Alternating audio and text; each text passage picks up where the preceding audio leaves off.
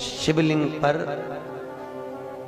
बेलपत्र चढ़ाना, जल चढ़ाना, इसका भी एक नियम होता है कि शंकर जी पे शिवलिंग पर जल कहाँ चढ़ाया जाता है। सबसे पहला जल अगर शंकर जी को चढ़ाने जा रहे हो तो शंकर जी के जो चरण है, जहां से पानी नीचे गिरता है, उसके सीधे वाले भाग पर, अपने हाथ का सीधा भाग, वहां जल चढ़ाओ।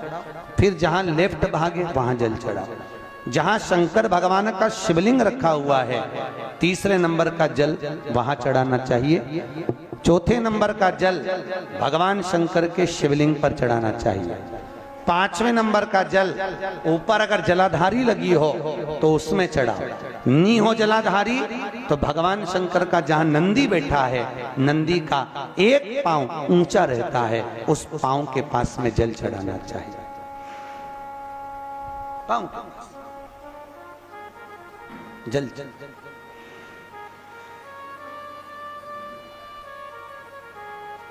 चरण के पास में। ऐसे 5 स्थान दिए हैं जल चढ़ाने के लिए।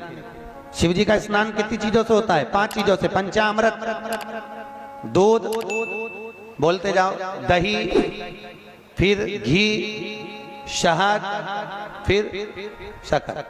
ये 5 चीजों का प्रमाण क्या है? शास्त्र कहता है दूध चढ़ाने से घर में संतान की वृद्धि होती है।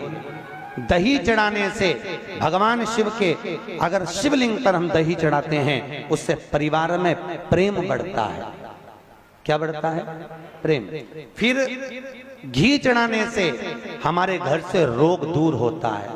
शहद चढ़ाने से, भगवान शंकर पर जो शहद चढ़ाया जाता है, वो चढ़ाने से घर में संपदा की वृद्धि होती है। और 5वें नंबर पर भगवान को शक्कर, खांड, जो आप जानते होंगे, शक्कर आदि पिसी हुई चढ़ा देने से, शिव जी को चढ़ाने से हमारे घर के बच्चे जिद्दी नहीं होते। क्यों कहते हैं? जो बच्चा जिद्दपन करता हो, जो बच्चा जिद्दी रहता हो, तो क्यों कहते हैं कि अवधूतेश्वर महादेव का नाम लो और उसके हाथ में शक्कर की कटोरी देकर शंकर जी पे चढ़वा दो, बच्चा कभी जिद्दपन नहीं करता। अवधूतेश्वर महादेव का नाम लेकर सोमवार की अष्टमी के दिन चढ़ाया जाता है। सोमवार की अष्टमी को अवधूतेश्वर का नाम लेकर।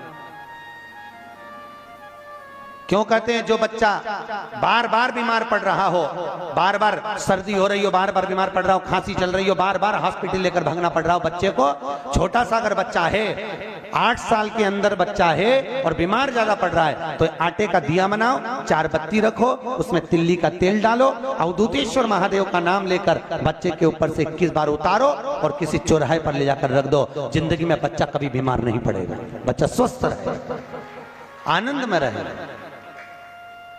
आनंद में रहे,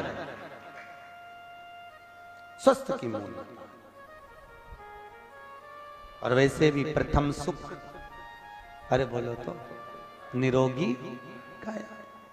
घर का प्रथम सुख निरोगी काया। व्यक्ति अगर धन की मूलता नहीं है, साहब पैसा अपनी जगह पर है, फिर निवेदन करता हूं, धन अपनी जगह पर पड़ा है।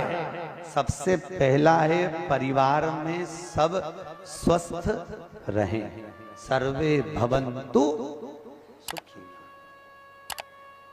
अगर घर में एक व्यक्ति भी बीमार पड़ा है ना, तो मन नहीं लगता परिवार का।